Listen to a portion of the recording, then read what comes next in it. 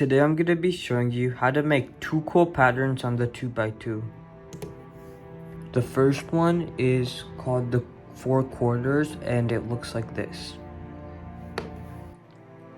Alright, so this pattern is really easy to do and I'll put the algorithm on the screen. So it's U, F2, U2, R2, and U.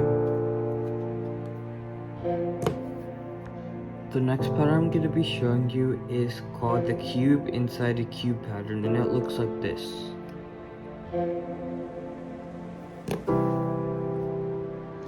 The algorithm to do this pattern is R, F, U prime, R2, U, F prime, R, U, F2, and R2.